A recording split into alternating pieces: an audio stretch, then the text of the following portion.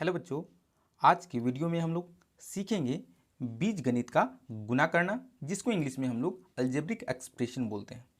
यदि हम लोग पहला प्रश्न लेंगे तो यहाँ पे हम लोग देखेंगे कि 2 को x से गुना करना है। और जब हम लोग किसी भी नंबर को किसी भी अल्फ़ाबेट से गुना करते हैं तो बहुत ही आसानी से वो गुना हो जाता है। और किस तरह से लिखना है ये आपको सबसे पहले सीखना होता है। यानी कि 2 को x से गुना करेंगे ना, तो हमको इस तरह से लिखना है 2x लिखना है और ये मेरा आंसर होगा। बिल्कुल जो वीडियो है बहुत बेसिक से स्टार्ट किया है और सारे क्वेश्चनों को आप देख लेंगे ना, तो आई होप कि आपको कभी भी बीजगणित का गुना में दिक्कत नहीं होगा। ठीक है, सारा कॉन्सेप्ट क्लियर कर देंगे। चलिए अब हम लोग दूसरा प्रश्न को सॉल्व करते हैं। दूसरा प्रश्न में देखेंगे हम लोग यहाँ पे 5 को x से और y से भी गुना करना है, यानी कि 5 गुना x गुना y। उस कंडीशन में हम क्या करेंगे कि 5 है तो यहाँ पे 5 होगा और x और y गुना का फॉर्म में है, यानी तीनों को गुना का फॉर्म में लिखना है, तो सिंपल 5xy इसका आंसर होगा। तो हमने यहाँ क्या सीखा कि यदि इसके बीच में कोई साइन नहीं है, देखो नंबर्स और अल्फ़ाबेट के बीच में कोई साइन नहीं है ना, तो वहाँ गुना का साइन काम करता है, जो कि हम लोग अभी आगे वीडियो में देखेंगे। सबसे बेहतरीन जो कॉन्सेप्ट क्लियर करना है हमको क्वेश्चन नंबर 3 में, जो कि बहुत ज़्यादा इंपॉर्टेंट है। यानी कि हम लोग x को जब x से गुना करेंगे तब इसका आंसर जो होगा क्या होगा, तब जितना x है ना उसको कॉमन ले लेना है x को, और 2x है तो इस पर जो घात है वो मेरा 2 हो जाएगा और ये मेरा आंसर निकल कर आएगा।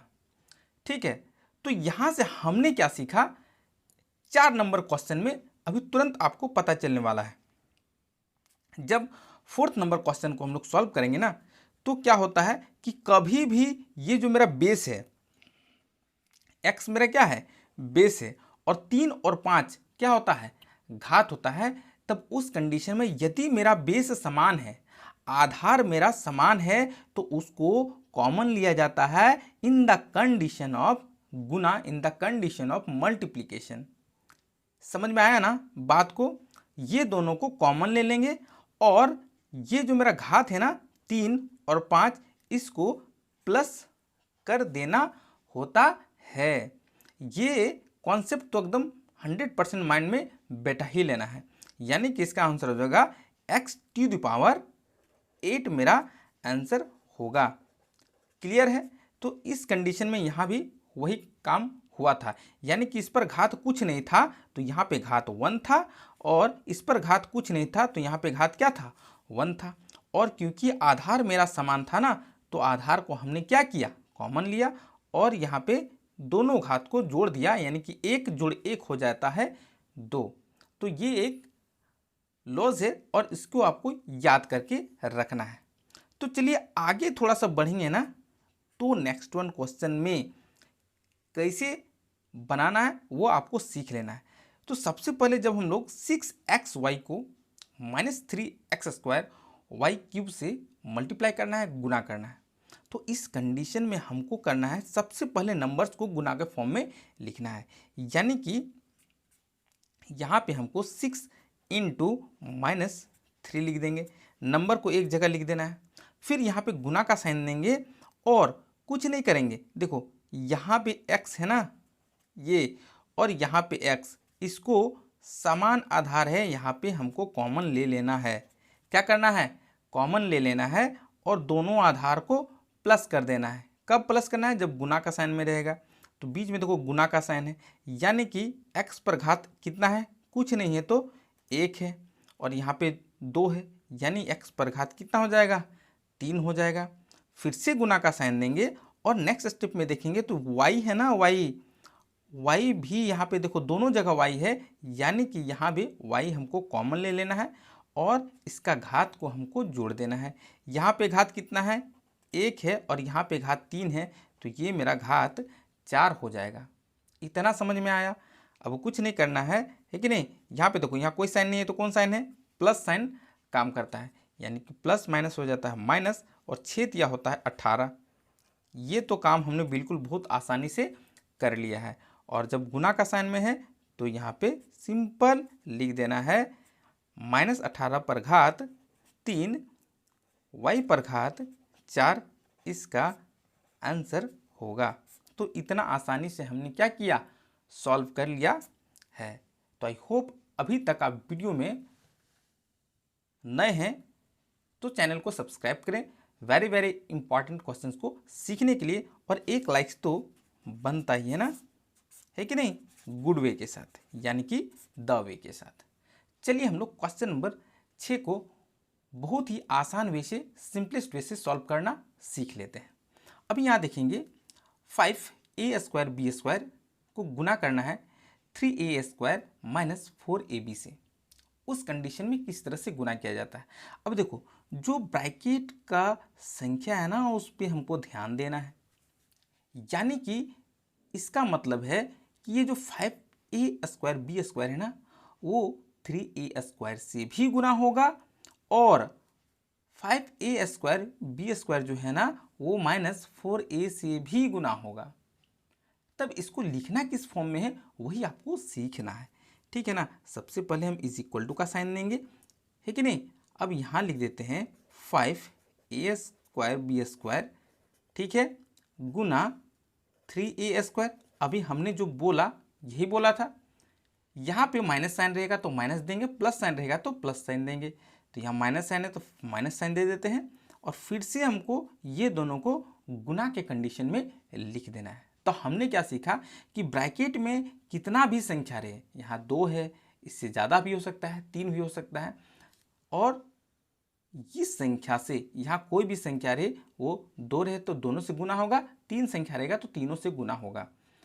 अब यहाँ पे माइनस साइन था, माइनस साइन दिए।